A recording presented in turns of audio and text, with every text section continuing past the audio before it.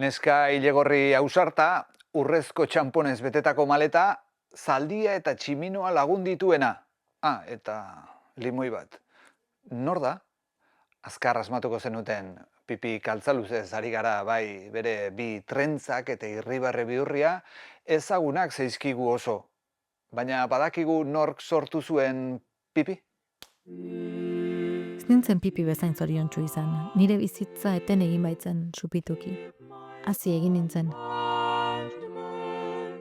Astrid Lindgren 1907an jaio zen Suedian, nekazari familia batean. Gazte-gaztetatik idazten bazuen ere, Pippi Langströmen istorioak 40 urte zituenean idatzi zituen. Gaztetan, gizon ezkondu batekin harremanak izan eta haurdun geratu zen. Kontua da, garai hartako Suedian bikotekidearen bizkarrera beste harreman batzuk izatea zigortua zegoela eta beraz, zurrumurruetatik iesi, alde egin behar izan zuela Estokolmera lehenik eta Kopenhagera ondoren. Dirurik ez zuenez, aurra beste familia baten kargu utzi behar izan zuen.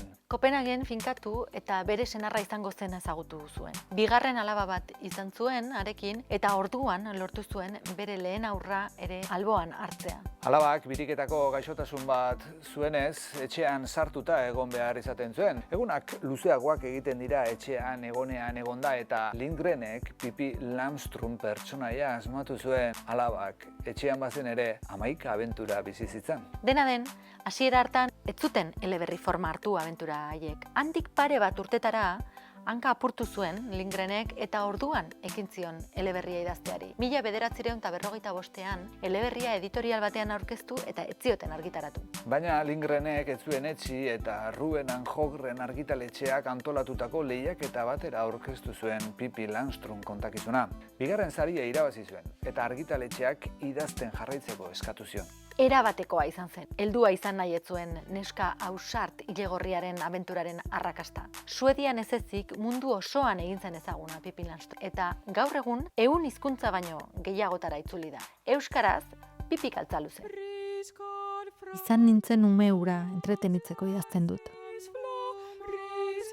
Astrid Lindgrenek haurren eta animalien eskubideen aldeko konpromiso handia hartu zuen. Haurren zigor fisikoen kontra agertu zen beti eta indarkeriarik gabeko hezkuntza sustatzeko aktivista izan zen. Horrela, 1979an Suedian haurrak indarkeriaren aurrean babesteko lege bat onartzea lortu zuen, munduko lehena. Animalien eskubideak ere sutsuki defenditu zituen beti. Abereen aztegi handien kontra agertu zen eta Lex Lindgren izeneko legea onartzea ere lortu zuen. Garai hartan, animalien ongizatea gehien babesten zuen legea. 1984an Right Livelihood Award saria jaso zuen justiziaren, indarkeria ezaren eta gutxiengoen defentsan erakutsitako konpromisoagatik. Gainera, adierazpen askatasuna mugarri duen Folket It Bill Kulturfront erakunde anti-imperialistako kidea ere izan zen. Stockholmen bere izena daraman ospitale bat sortzea ere lagundu zuen.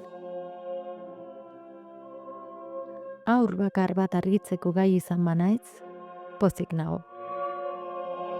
Bizitza osoan zehar 11 ipuin eta eleberri idatzi zituen gehienak haur literaturan. Horien artean daude helduen mundua zalantzan jartzen duen neska indartsu ilegorriaren abentura. Pippi Kaltzaluzek ez zituen arauak betetzen. Nahi zuena egiten zuen une oro eta mundu ikuskera propio bat zuen. Gozokiak, limoiura eta 1000 abentura.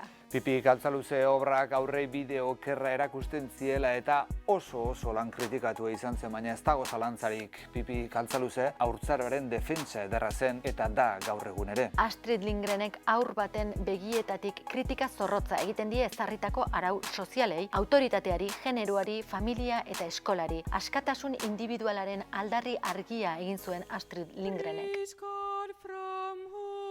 Aizu andereño, hauxe da xelebrekeria esan duzuna. Orantxe bertan esan duzu 12, 7 eta 5 direla, eta ez 8 eta 4.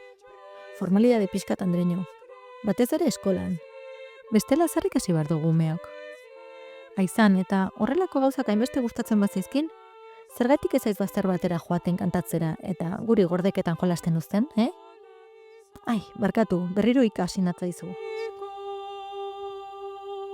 3 nobelatan kontatu zituen Pippi Kaltzaluzeren istorioak. Lehenengoa, Pippi Kaltzaluze, Pippi mozolomendira iristen da izenik gabeko herri baten azken etxera. Pippi ez da gurasoekin bizi.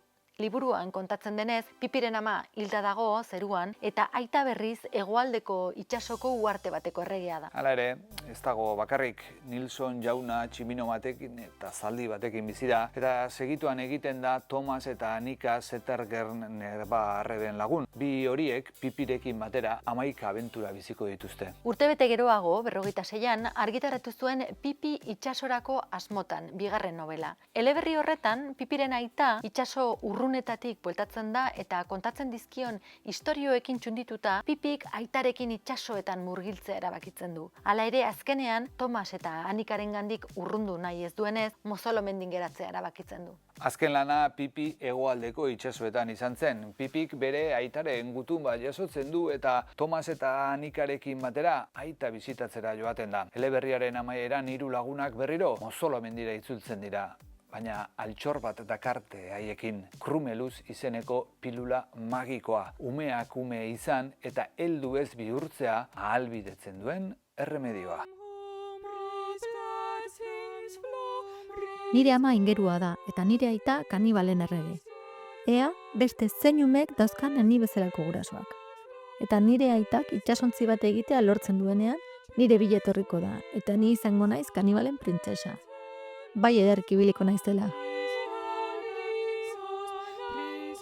Pipi Kaltzaluzeren novela baino telesaia da ezaguna. 1969an Suediako telebistak egindako seria gure etxeetara 2003an iritsi zen euskarara bikoiztuta. Guk ona novela eta idazlea bera ekarri ditugu Astrid Lindgren eta Pipi Kaltzaluzek bezala limoi urarekin topa eginez amaituko dugu bideoa. Hau ikusgela da literatura unibertsalari irekitako gela bat. Mundua beste begi batzuekin idazteko, mundua beste letra batzuekin ikusteko.